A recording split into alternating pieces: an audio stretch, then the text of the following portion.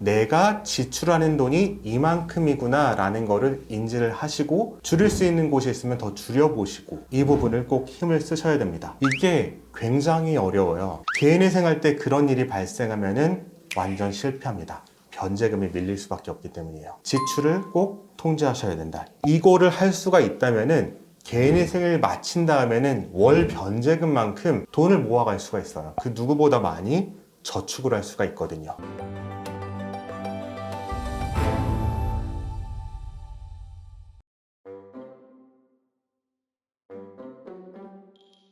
개인회생을 하면서 네. 꼭 해야 되는 그런 것들이 좀 있을까요? 이게 너무나도 당연한 것이라고 생각을 했는데 의외로 또 많은 분들이 하지 않고 있는 것 같아서 제가 오늘 한번 준비를 해봤어요. 이거를 아셔야지 그리고 지키셔야지 회생의 기적이라는 것이 만들어지는데 혹시라도 까먹으셨으면 이 영상을 끝까지 보고 꼭 실행에 옮기셨으면 좋겠습니다. 첫 번째는 내 수입에 대해서 항상 생각을 하고 있는 거예요. 개인회생을 신청하러 오시는 분들의 공통된 문제점이 내가 얼마를 버는지도 몰라요. 얼마를 쓰는지는 모를 수 있다고 쳐도 얼마를 버는지도 모르면 어떡해요. 보면은 내가 생각했던 것보다 수입이 항상 더 많아요, 사람들이. 개인회생을 신청하게 되면은 정말 친절하게 변호사들이 1년치 연평균 소득을 계산을 해줍니다. 이게 자기가 생각하는 것보다 많다고 해서 이거 내 수입 아닌데라고 생각하시면 안 돼요. 정말 통장에 들어온 내역, 실제로 회사에서 받은 내역을 정리해서 객관적으로 나온 숫자예요. 어떤 달은 많이 벌고 어떤 달은 적게 버는 사람도 있어요. 그럼 이분들은 항상 그래요. 이거 제 수입 아니에요. 저 보통은 적게 버는데 가끔 성과급 터져서 그래요.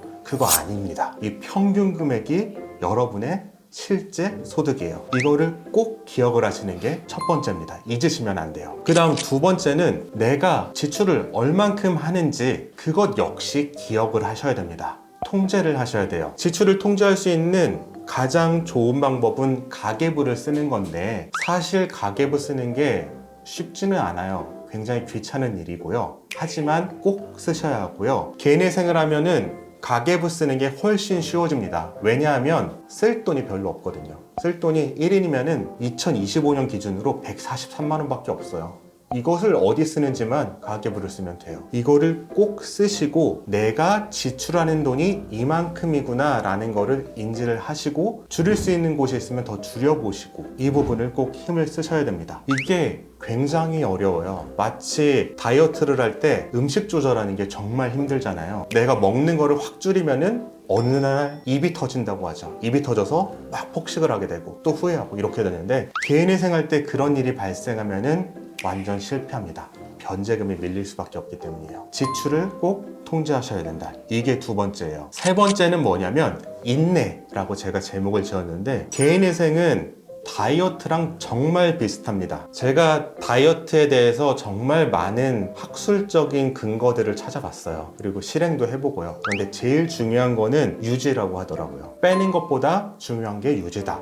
유지는 뭐냐? 라이프 스타일의 변화다. 내가 단기적으로만 살 빼려고 안 먹고 덜 먹고 식단을 극단적으로 가져가면은 이거 평생 유지 못하기 때문에 당신의 체중은 반드시 돌아온다. 하지만 라이프 스타일을 바꿔야지 당신의 체중을 건강한 체중을 유지할 수 있다는데 개인회생도 똑같습니다. 개인회생뿐만이 아니라 이거는 개인회생 이후까지 생각하는 거예요. 여러분들이 수입을 인지를 했으면 그 수입은 사실 여러분이 월급쟁이면은 평생을 살아가면서 내가 은퇴할 때까지 어느 정도 증가할지는 다 예상이 될 거예요. 그리 크지 않습니다.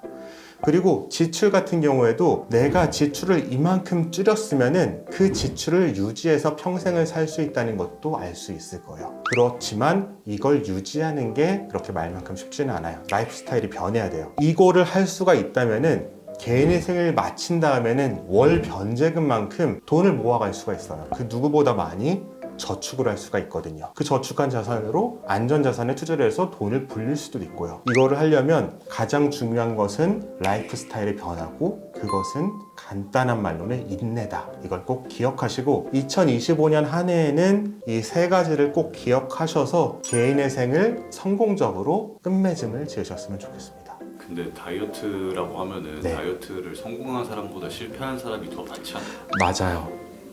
근데 제가 최근에 다이어트를 처음 성공을 하고 있어요. 각고의 노력으로 이제 성공을 하고 있는데 모르겠어요. 또 이게 평생 동안 유지하는 게 어렵죠. 개인의 생을 지금 하시는 분들의 생활도 어려울 거라고 생각해요. 내가 원하는 소비가 있고 내가 원하는 지출이 있는데 이렇게 빠듯하게 살아가는 게 힘드시겠지만 정말 좋은 제도고 그것만 버티면은 내가 기적을 볼 수 있다. 회생의 기적을 볼 수 있다. 이런 걸 꼭 기억하셨으면 좋겠습니다.